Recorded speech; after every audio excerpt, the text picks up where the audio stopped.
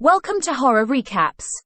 Please like and subscribe for more horror recaps. Today we look at the 1921, the same number of sailors your mum sucked off for pennies.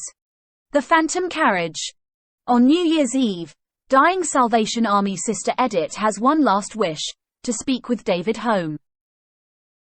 David, a drunkard, is sitting in a graveyard, telling his two drinking buddies about his old friend George, who told him about the legend that the last person to die each year has to drive death's carriage and collect the souls of everybody who dies the following year. George himself died on New Year's Eve the previous year. Gustafsson, a colleague of Edith, finds David, but is unable to persuade him to go see her. When his friends try to drag him there, a fight breaks out, and David is struck on the head with a bottle just before the clock strikes 12. David's soul emerges from his body as the carriage appears. The driver is George.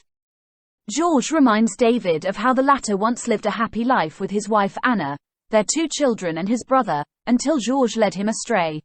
As shown in a flashback that follows, David was jailed for drunkenness.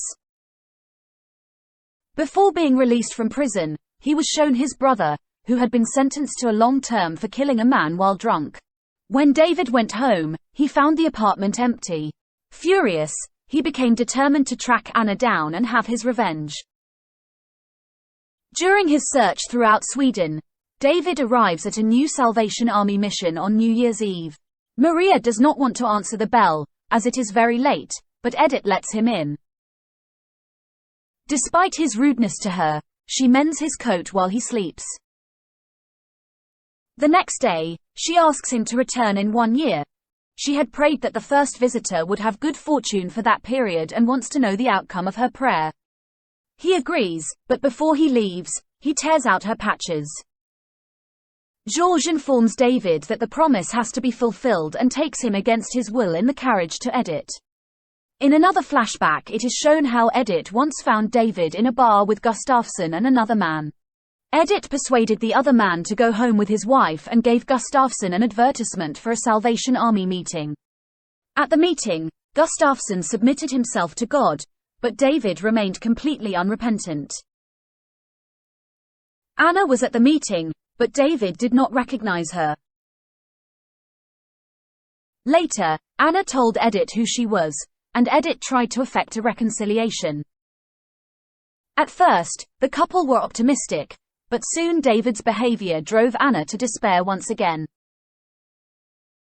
One night, Anna pleaded with him not to expose their children to his consumption, the same fatal disease Edith caught from him.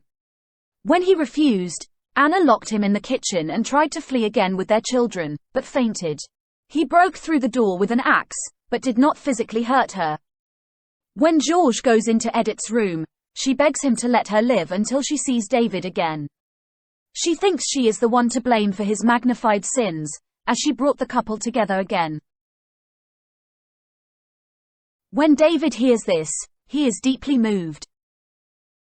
He kisses her hands, and when Edith sees his regret, she can die in peace. George does not take her, saying others will come for her.